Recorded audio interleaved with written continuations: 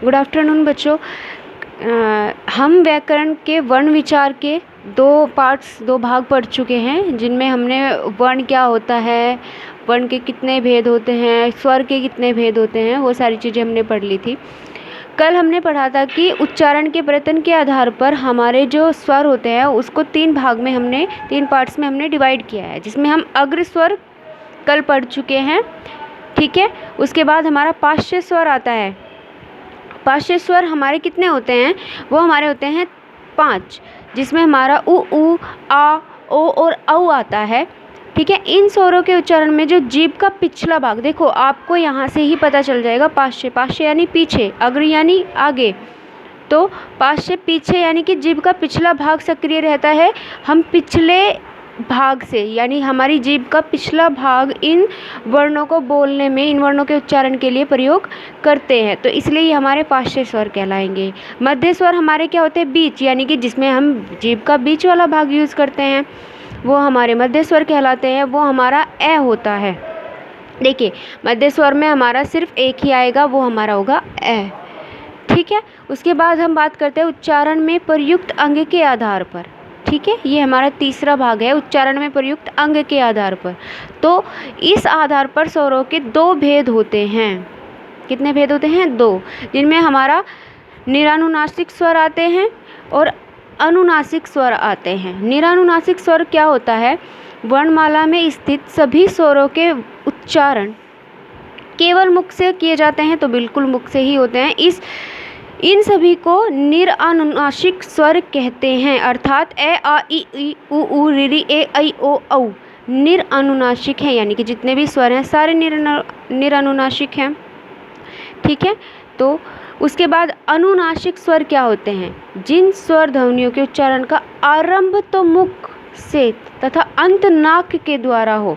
देखो, हर स्वर मुख से बोला जाता है, ये बिल्कुल सही है। तो इस आधार पर हमारे जितने भी स्वर हैं वो हमारे निरानुनासिक होंगे, क्योंकि वो मुख से बोले जाते हैं। लेकिन जिन स्वरों की ध्वनि को निकालने के लिए हम पहले मुख से आरंभ करते हैं, लेकिन जब उसका अंत होता है, जब वो ध्वनि स्पष्ट रूप से निकलकर बाहर आती है, तो उसमें हम नाक का प्रयोग करते हैं। किसका प्रयोग करते हैं? नाक का प्रयोग करते हैं।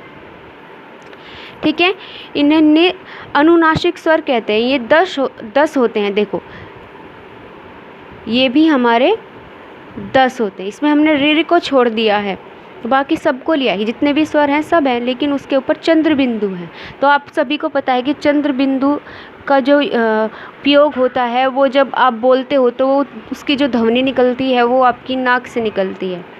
ठीक है बेट, तो इसके आधार पर जो हमारे चंद्र बिंदु वाले जितने भी वर्ण होंगे वो हमारे अनुनासिक कहलाएंगे। उसके बाद यहाँ पर इसने इसका प्रयोग करके दिखाया है कि ऊंट, कांटा, आंगन, मुख, तो इन सब शब्दों को जब हम बोलते हैं तो हमारी जो ध्वनि होती है वो मुख से स्टार्ट होती है और नाक से समाप्त होती है। आगे हम पढ़ते हैं अयोग्यवाह। पहले भी हम अयोग्यवाह को पढ़ चुके हैं, अब फिर एक बार इसको रिवाइज कर लेते हैं। अयोग्यवाह स्वर तथा व्यंजन के बीच के वर्ण माने जाते हैं, तो ये स्वर और व्यंजन दोनों के बीच में आते हैं। ठीक है, वर्णमाला में इनका स्थान स्वरों के बाद तथा व्यंजन से पहले है। अगर आपसे कोई पूछ ले कि जो आपके अयोग्यवाह होते हैं, अगर आप वर्णमाला में उनका स्थान बताओ, तो वो आप कैसे बताओगे? तो आप कहोगे स्वर के बाद में आते हैं और व्यंजन से पहले आते हैं। ये ना तो स्वर माने जाएंगे और ना ही व्यंजन होंगे। ठीक है, इसलिए इनको अयोग्यवाह की श्रेणी में रखा गया है। ठीक है, इसमें हमारा फर्स्ट आता है अनुस्वार। ठीक है, अनुस्वार क्या होता है? जिस वर्ण का उच्चारण करते समय हवा केवल नाक से निकलती है। ठीक है, आपने उस वर्ण का उच्चारण किया और हवा जो आपकी निकली वो नाक से निकली, सिर्फ नाक से, उसे अनुस्वार कहते हैं।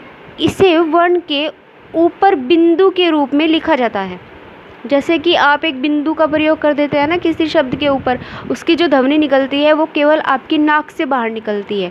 और इस प्रकार के जो आप वाक्य बोलते हो या कोई शब्द भी बोलते हो या किसी वर्ण का भी उच्चारण करते हो, तो वो आपका अनुस्वार कहलाता है। जैसे कि आपका कंच, अंत, संतरा, बंदर, तो इसकी जो ध्वनि निकलती है वो आपकी नाक से निकलती है। ठीक है, जितने भी आपके पंचम वर्ण होंगे, मैंने आपको स्पर्श व्यंजन बताए थे कि व्यंजन जो हमारे होते हैं 5 भागों में डिवाइड होते हैं, उनके जो अंतिम वर्ण होते हैं ना, उन सभी को हम अनुस्वार में देखते हैं, यानी कि उनका जो उच्चारण होगा वो हमारा नाक से होगा। ठीक है बच्चों, अब देखिए नेक्स्ट हमारा आता है विसर्ग। विसर्ग हमारा क्या होता है? विसर्ग में हमारा आएगा, विसर्ग अर्थात संस्कृत शब्दों के साथ प्रयोग किया जाता है। मोस्टली आपने देखा होगा कि संस्कृत में जब आप प्रयोग करते हो तो किसी भी स्वर को खाली ऐसे ही नहीं लिख देते, आपको शब्द लिखना होता है तो आप उसके पीछे 2 बिंदी लगाते हो, 2 बिंदी का प्रयोग करते हो, वो यही है। ये विसर्ग जो है वो अधिकतर संस्कृत भाषा में प्रयोग होता है। इसका जो उच्चारण है वो है के समान होता है, है के प्रयोग। जैसे आपने खाली प्रयोग लिख दिया, आपने प्रयोग लिखा, अब हिंदी में तो आप प्रयोग ऐसे लिख दोगे, संस्कृत में जब आप लिखोगे तो इसके पीछे 2 बिंदी लगाओगे और आप इसे प्रयोग नहीं पढ़ोगे, आप इसे क्या पढ़ोगे? प्रयोगः। तो हा की ध्वनि आएगी बाद में, तो इसलिए इसने कहा है कि जो विसर्ग होता है वो हा के समान होता है, उसका जो उच्चारण होगा वो ह के समान होगा। ठीक है, अंतः, प्रातः, दुख। ठीक है, तो अंतः ये अंत नहीं है, ये अंतः है, या अतः है, अतः प्रातः दुखः। ठीक है, तो हा की ध्वनि निकलेगी इसमें। ठीक है, अब आगे पढ़ते हैं व्यंजन।